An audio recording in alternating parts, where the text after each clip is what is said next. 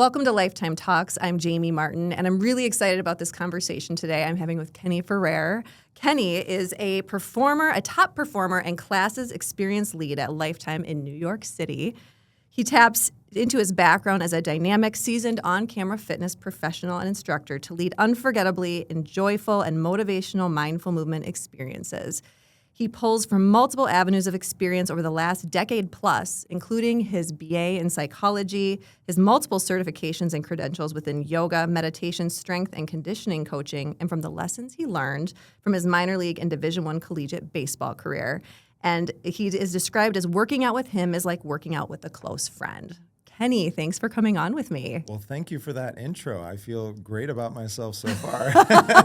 Well, we're thrilled. We're really excited because you have been in the health and wellness space for a long time. We want to know what inspired you to get here because we want to know just your background, what drives you, all of those pieces. So let's start, let's get to know Kenny. Sure. I think it started with my upbringing within baseball. Mm-hmm.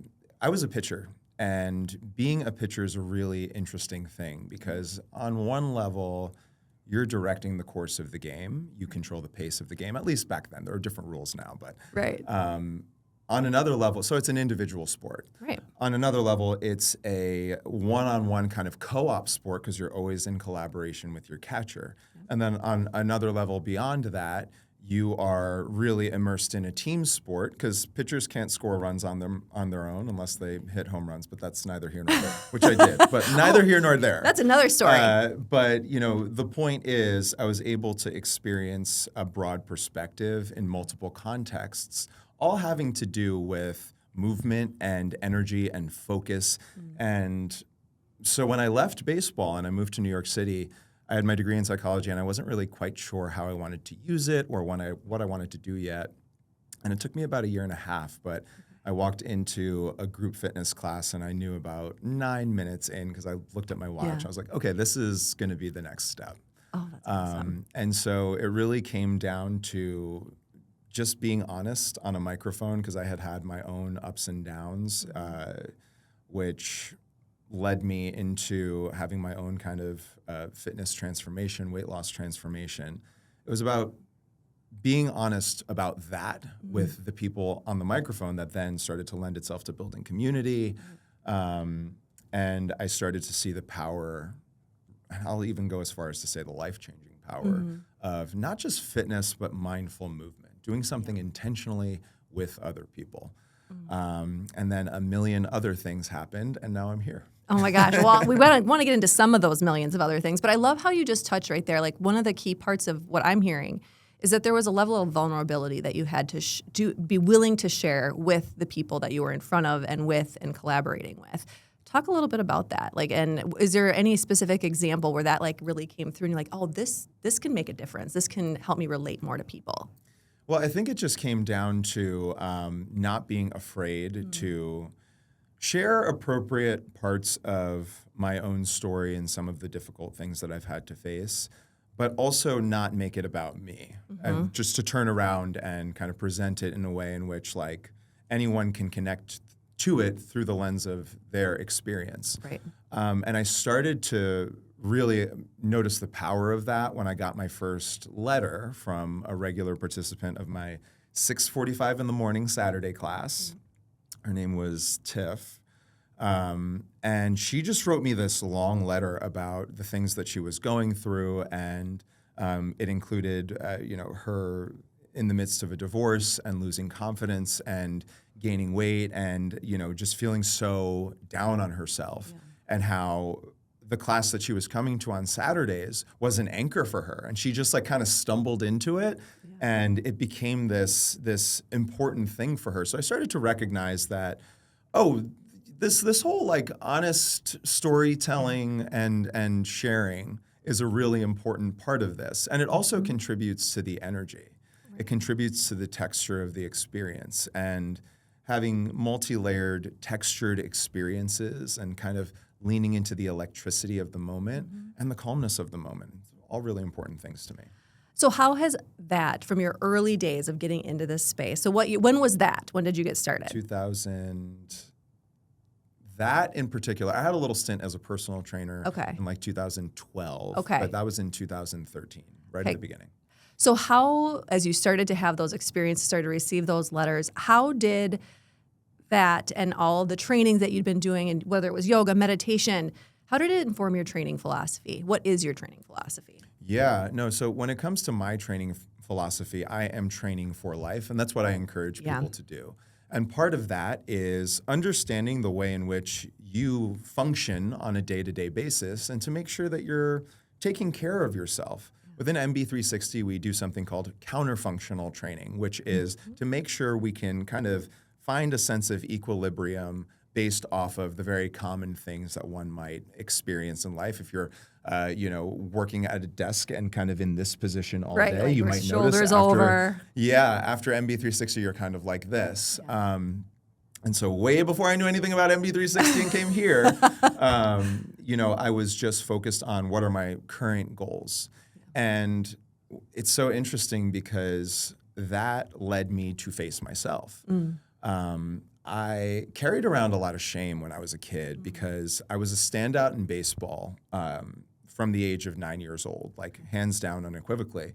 However, I never once completed the mile in high school, the mile run. Turns out to throw 97 miles per hour and hit home runs, you don't have to have any kind of cardiorespiratory capacity at all. Yes. And my father was a track star in high school, so I just kind of carried that around with me my whole life of just this like mantra of I am not a runner and just feeling quite deflated and defeated around it. And somebody that I met from that initial class that I was where I started my career, I started to work with him on a personal training level, and he became a close friend of mine. His name is Keith. And he wanted me to train him for a race. He wanted me to train him for his first 10K. And I had never even run a 5K, but at that point, I had been using fitness and running on a treadmill, running sprints on a treadmill as a means of like an exercise tool. So I had learned and I had gotten my running certification. And so I was like, okay, fine, I'll train you for this. He's like, and you're going to come with me. Like the deal is like, we're in this together. We're going to go and do the Cajun 10K in Lafayette, Louisiana, which we sure did. And so then I started having to train myself. And I had to face all of those gremlins that came up, all the I am not enough story that came up in this face or with this face on it. And then I became a runner. We did that 10K, which led to like the rock and roll something 10K, I think in Tennessee. And then we ended up doing Beta Breakers in San Francisco, which was this, crazy event. Everybody dressed up and it was just so fun. So nuts, so fun. And then we ran a half marathon in Hawaii, which there's no better setting than that. That's an amazing place to run a half marathon. And then I went on my own going into my 30th birthday. That was the stopping point for Keith at that point. But I was just like, you know what? I'm now running regularly. I'm 29 and my birthday is coming up. And it was just one of those feelings of, I have to face this. Yeah. And I did. And it was difficult and transformative. And I'm so happy that I did. And I did, going into my 30th birthday, the Honolulu full marathon. Again, I was like, you know what? If you're going to run for long periods of time, go to paradise. Go somewhere beautiful. It turns Absolutely. out not so bad. And so then, and at that point, after that, I realized like, I recognized all of the training that it takes to do something like that and cultivated this deep respect for running as a sport. But then I also started to ask myself the question of just like, what am I not facing? Because I saw the value in what I was able to attain. And I'll pause there, but yoga ended up being the next thing that I wasn't facing. And now I am somebody who runs for fun. And I am a everyday yogi and meditation teacher. So, well, I mean, what you said, one thing you shared with us ahead of time was like, there's this whole idea of like the obstacle is the way and the power of I am. So when you said like, I'm not a runner, I'm not enough, that's very different than saying I am this, whatever this is for you, right? So talk about that a little bit, the obstacles and the I am. So I got the phrase, the obstacle is the way, from Ryan Holiday's book, The Obstacle is the Way. And it's the same idea. And now what it's evolved into is something that I say regularly in any of the classes that I have the privilege of leading, which is that this is controlled adversity training, more often than not, in which we are cultivating small-scale courage. We need to know that we are tough. We need to know that we have the capacity for excellence and that our actions matter and that our thoughts matter. So let's use this little isolation of 45 minutes or 60 minutes or 30 minutes, or if you're on the app with me, 10 minutes. Let's just use this time. Anything is better than nothing, right? Yes. Like, there you go. And so that is then the opportunity for the I am message to be really pointed, to make sure that it's a message that is enlivening and, quite frankly, emboldening. I tend to get a little sassafras in class, but we like it un poquito picante, so we got to be ourselves. Yep, a little spicy, right? Is that what you're saying there? That's what I thought. Oh my gosh, I love that. Well, even just the whole idea of small scale courage, I think those are the things that when we can practice them on a daily basis, in whether it's a yoga class, MB360 class with you, those are the things that over time they add up. So when the real adversities happen in our lives, the real hard things, there's a level of resilience that you've kind of built there, it seems like when you put in the reps, when you do the work and you prepare yourself. What's your take on that? No, I certainly am 100% there with you. Yeah. And it also makes me think of how, my yoga teacher, one of my main yoga teachers once said to me, the yoga is almost pointless if you don't take it off the mat. That really stuck with me for yoga and meditation, and really any isolated moment in which we are trying to fortify a skill or embolden ourselves within our own lives. We use that thing as a microcosm of everything else. It is all connected. Absolutely. The way in which you show up for yourself in a Pilates class might affect the way in which you show up for yourself in a corporate setting in which you want to stand a little bit taller. Your ability to push through the grit of a long hold in yoga might lend itself to greater tenacity and endurance, and the recognition that you can be patient with intensity. Intensity and immensity don't need to mean stop. They're just a crossroads. Right. So yeah, I think that there's a huge opportunity for folks to lean into. Lifetime is like this El Dorado, this paradise of opportunity, and it seems like things are shimmering everywhere. Yeah. We mentioned MB360 and meditation and yoga, and also, I'll take Alpha Strength with my friend Mary, who's also an LT Digital performer. And Mary and I have been friends for a long time, and she will push me, and I love it because of that, because we train and have slightly different philosophies, but under the hood, at the most fundamental level, we're there to, I feel like, spread love. Maybe Mary won't say it that way, but I'll say it that way, and I'll double down and say it for her. Well, and you're spreading love, but you're also helping people tap into their potential, whatever that is for them. And that when there's new potential that maybe they achieved, then there's a new baseline and there's a new potential. So how do you meet people where they are? Because people are coming in from such different places. I could be coming in from yesterday I showed up one way, today I show up another way. And that's a totally different circumstance from the other person on the next mat to me. So how do you bring people in, help them all feel connected in this community that you're creating? Yeah, I call that strong, safe space. Yeah. One of the things I say frequently at the top of class and throughout class is start from where you are and work with what you've got. I mentioned my friend Keith that I went on the running adventure with, our 10K tourism, if you will.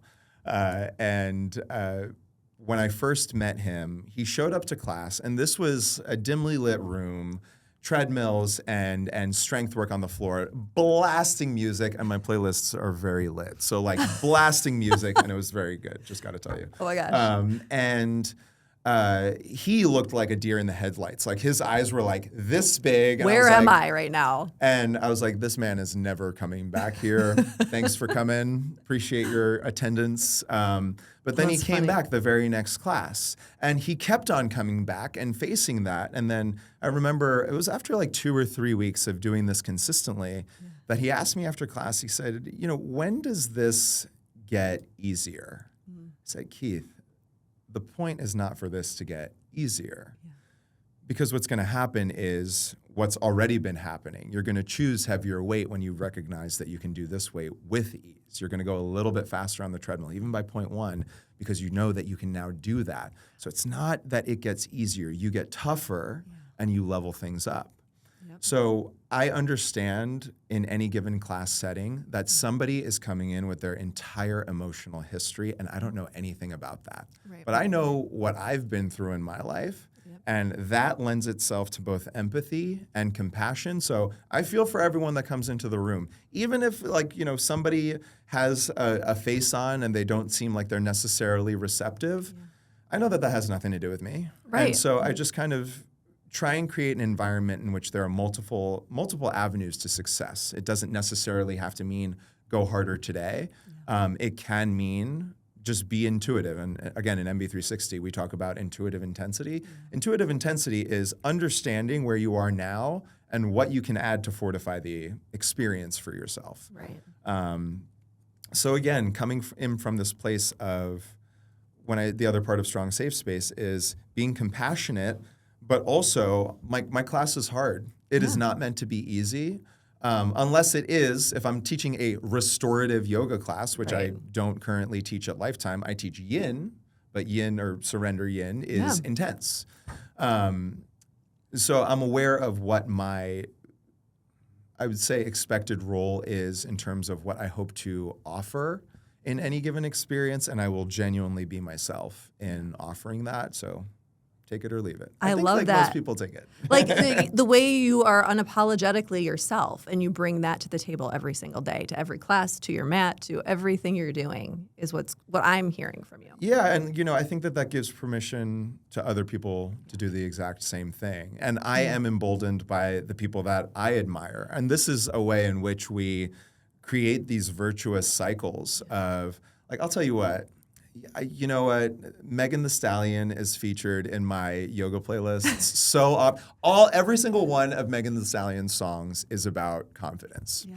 And so when we get caught up in specific lyrics sometimes, I think that, and I'm really into musicology, I think that we can get distracted from the message.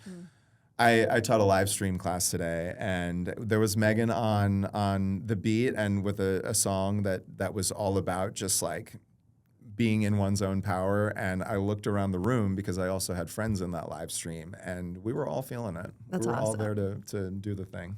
Yeah, I mean, digress. music creates energy, right? Like it really can help set the tone for all of those things. Oh, certainly. Yeah. And I have a very eclectic taste in music. And so I think that, certainly the experience of a yoga class would be different from like an in-person GTX class with me. And of course, MB360, all flavors are welcome there. Right. So Yeah. I love it.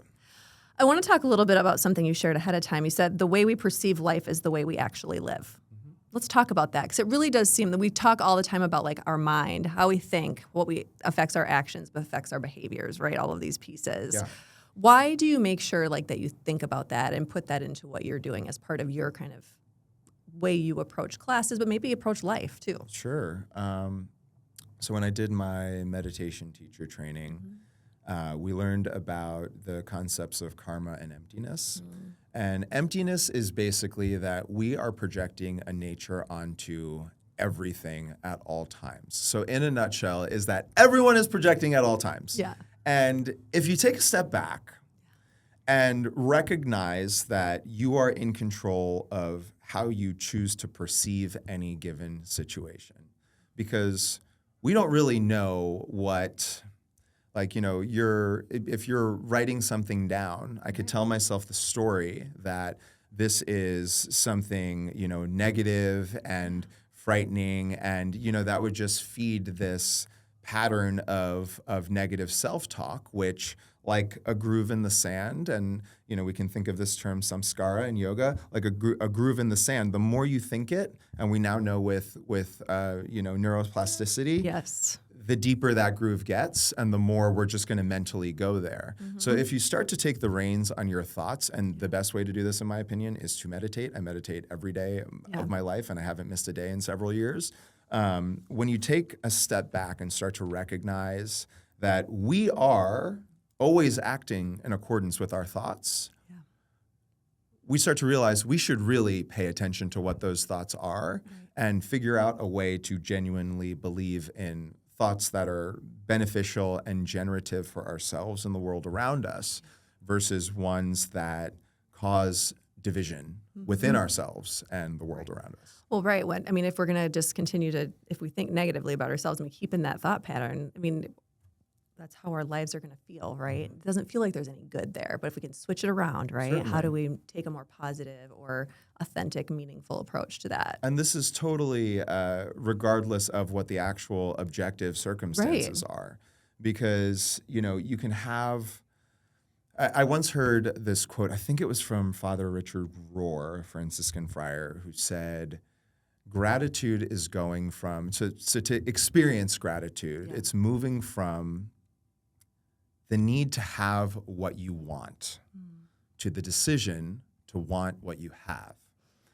And so that really shifted something in me because I started to take a step back and really look at the things in my life. And I have a whole practice called GRIP, gratitude, reorientation, intention, and prayer, that I do when things are going optimally every day, but more realistically lately twice a week.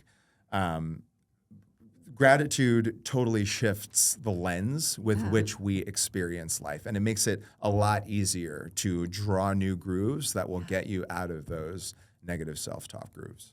So on that note, if you're saying you're doing this twice a week right now, right, let's talk a little bit about some of those non-negotiable habits, because I know those have been integral for you. Yeah. So what are they in your life? If there's 2 to 3 that you'd say, I cannot go without these, what would they be? Okay, to be malleable yet firm with how I am training. Right now, I am currently living a dream that I set out for myself many years ago, which is to be an on-camera fitness instructor at a large scale and to be able to put out generative, hopefully good, impactful things for others. And so if I'm going to teach and if you watch my live stream class, if you're with me, that sweat is not digital, babe. It is. You're doing real. The work. I just tell myself when I glisten, they listen. That's just what I tell myself. You said that to me before we went on camera. It's got to be true. So I train for whatever it is I'm training for. I'm not currently training for a marathon. I'm currently training to stay nimble and to feel strong. I want to feel like the superhero version of myself as I'm doing something difficult and intense and perhaps emoting or telling a story or, trying to be concise about a cue on camera. So to make sure that I'm always training for life, which means that you need to be both malleable and adaptive, but also firm. I'm not going to skip several days of, I'm not going to skip anything when it comes to my movement practice. Daily non-negotiable, I wake up, I drink at least 20 ounces of water, and I go right into meditation. Right into it. I love to meditate more than once a day. The reality of living in this kind of circumstance in New York City with the electricity, and today I had a live stream class in the morning, and then I took an instructor's class and gave them feedback. And then I had a doctor's appointment, and now I'm doing this podcast. So it's And this is, by the way, little moments, right? We're little moments. Yeah, and I'm teaching 2 more classes later, and I still have other things to do. Yeah.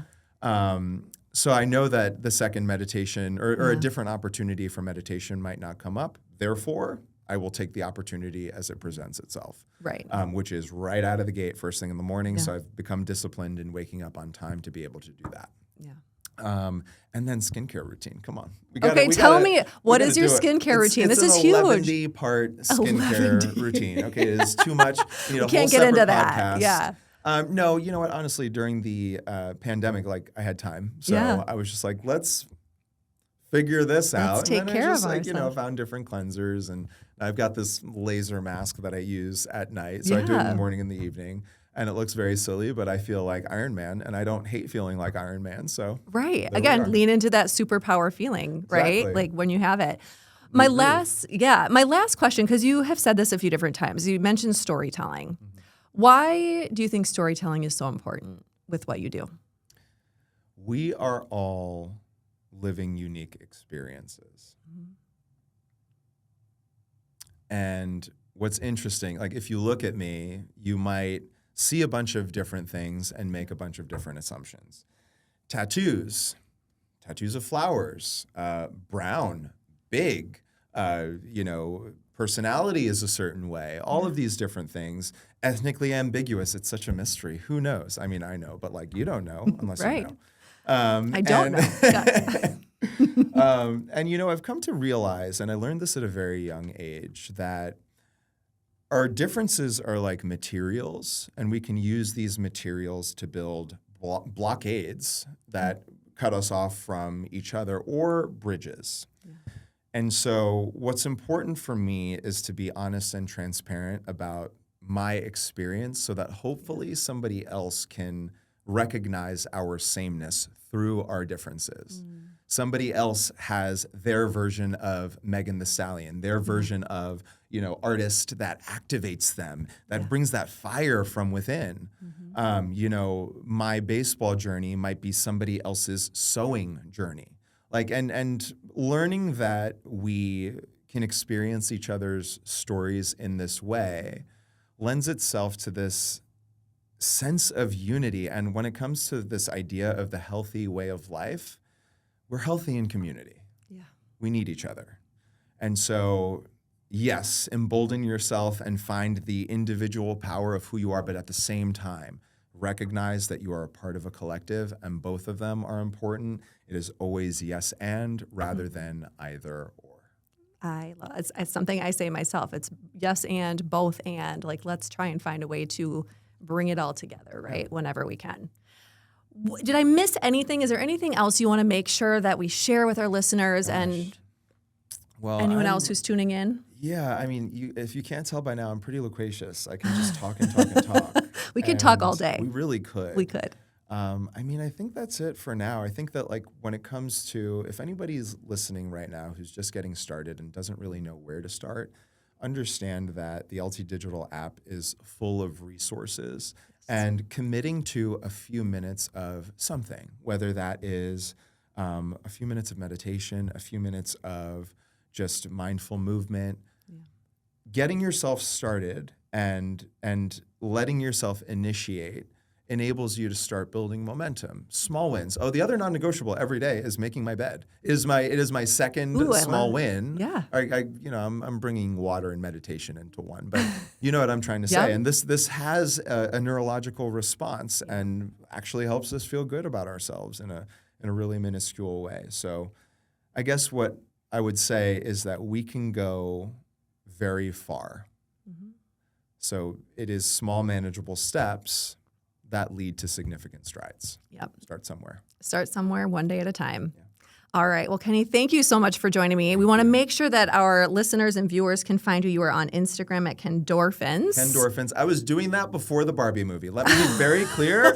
You got it. You got it out there. I'm like, are y'all taking residency in my brain with all of these Ken puns right now? But it is Kendorphins. And that happened by mistake. I was teaching a double of a cycling class in Tribeca in New York City, and it was at 6 a.m. and 7 a.m., 45-minute classes back to back, and a lot of people would double. They would come in looking like zombies and just giving me, when somebody has such a resting grump face. Yes. Let's keep it PG. We're keeping it PG here today. When somebody has that, but to the max. Yeah. They would walk in and be like, yo, are you mad at me right now? What is happening? But then when they would leave, they would just be jubilant and full of joy and ready to go. And then somebody was leaving and said something like, oh, great classes, blah, blah, blah. I was like, yeah, it's just those endorphins, man. And he goes, Kendorphins, I love that. And that's where you got it. I was like, what? And then my friend Keith that I mentioned earlier was just like, oh yeah, endorphins. So you gotta work with That's that. it. And I started working with that. That's so good. And then you have like the whole Barbie movie. You probably were like all searched up when all those were coming out. I was in the Uber on the way home buying my I Am Kenneth tank top right away. That Perfect Etsy for vendor, you got it. I love it. All right. One last question that I'm for real going to sign off. If you had one phrase or mantra that you turn to with regularity, what is it? The one tattooed on my forearm, which says, you decide who you are. Any given I love moment. it. It's a constant reminder for you. Constant. Awesome. Well, Kenny, thank you so much for joining me. So glad to have you here. Such a pleasure. Thank you so much, Jamie.